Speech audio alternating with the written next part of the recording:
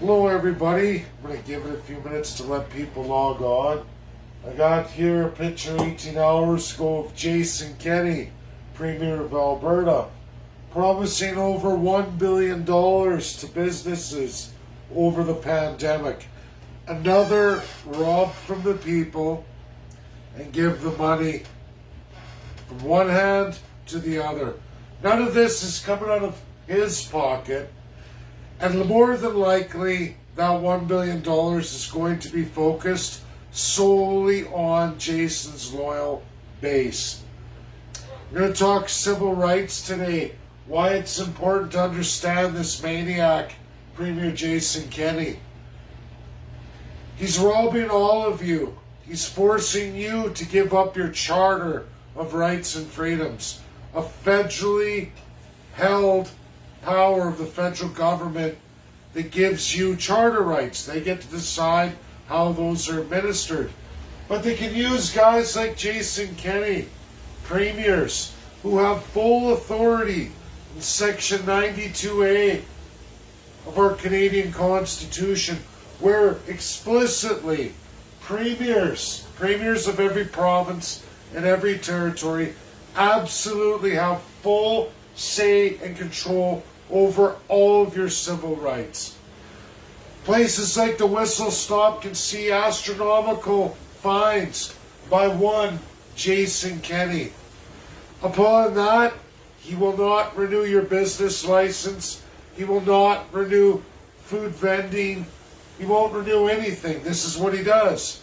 The same thing for those who go to protest. Now he says, I'm going to fine you $2,000. If you don't pay it, I will take your license. I won't renew your properties.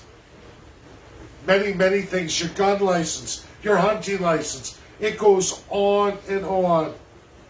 Albertans and Canadians, these premiers with zero constitutions whatsoever, meaning there is no legal ramifications for him whatsoever. Him or any of the rest. Zero. A prime minister can utilize these guys, the worst of the worst, to orchestrate as much violations against all of your human rights, your charter rights, and of course your civil rights. But they can use the premiers who have no rules of governance. They don't exist. This is not the same for Russia. It's not the same for United States of America.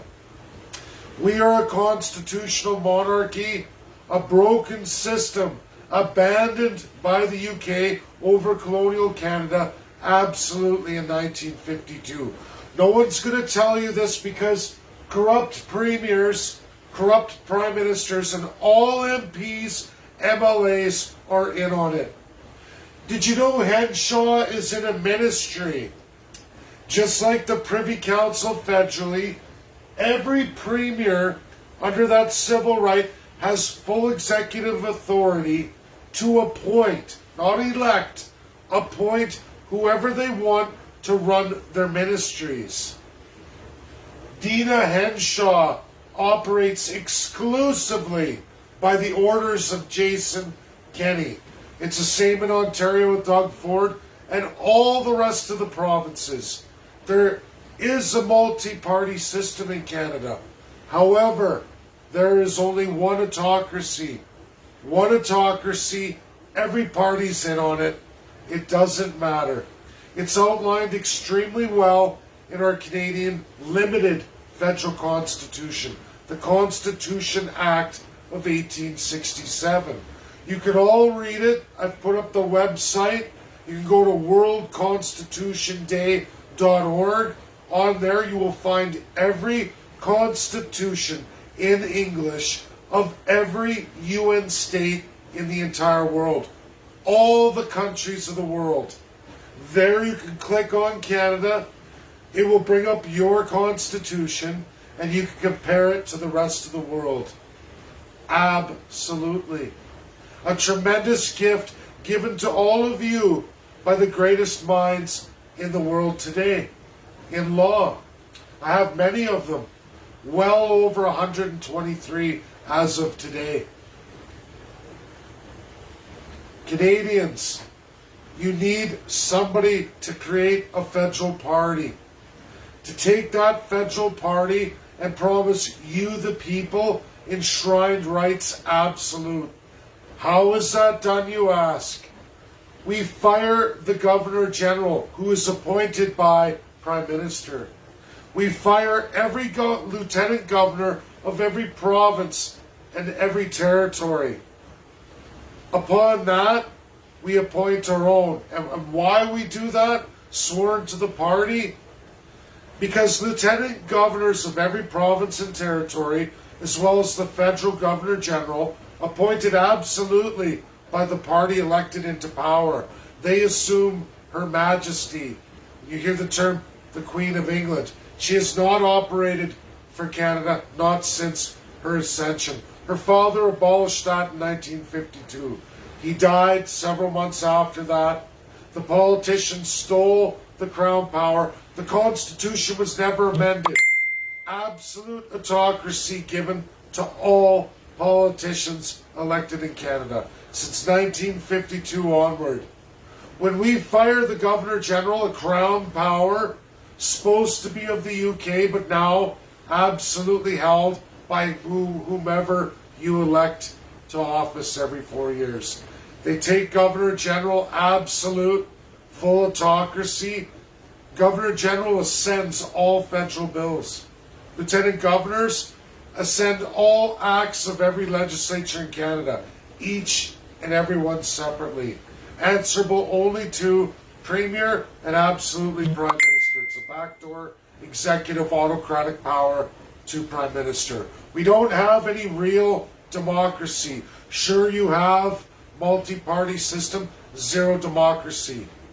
When we take those positions, if you elect the CCP, the only party promising to do this verbally, openly to all of you, that will fire Governor General, all Lieutenant Governors, appoint our own, loyal to the party, sworn only to you, the people.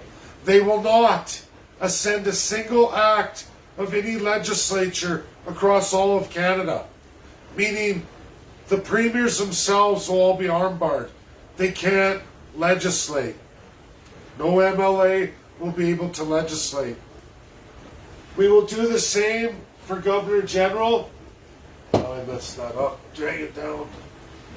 Gotta watch the screen, eh?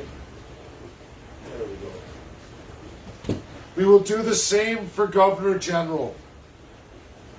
And no bill will ever be passed in Parliament by any MLAs. There's absolutely nothing any MP, MLA, opposition party can do about it. There's nothing the Senate can do about it. In fact, Governor General and Lieutenant Governors of every province absolutely have the authority over your superior courts in every province and every territory. Governor General has absolute authority over your highest court in the country, the Supreme Court of Canada. You see what we're doing here? Unlike all the parties in Canada who fight exclusively for that crown power, that's what they all go for. They ascend to it. They become absolute autocrats once elected. They will never give up the power because they can't resist it. They want the full authority, the full autocracy over each and every one of you, not the CCP, Canadian Constitutionalist Party. We will use those crown powers to destroy the crown power. That's what we're going to do. I'm going to go into great detail about civil, human, and charter rights today at the Whistle Stop. We're going to go through Jason Kenney and all the politicians. But for Albertans at the Whistle Stop, we're going to focus on this. How this guy is going to have you printing money from your Bank of Canada to give you back $1 billion that nobody's earned in Canada. As he's pumped on billions and billions.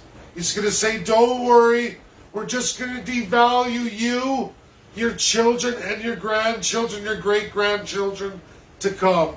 We're going to destroy their lives. Because Jason Kenney gets a commission for all this. All his special interests become loaded. And in turn, he becomes loaded. Because there are no rules of governance, no rules of how to govern. Jason Kenney ascended to premier, and until his term is over, until you throw him out, he will rape, rob, pillage, and plunder like all those before him. Very, very few resisted. I know for Alberta only two resisted the crown power. And this guy embraces it full tilt. He is a one with Justin Trudeau. He was a Ralph Goodale liberal. You don't flip-flop from extreme left to extreme right.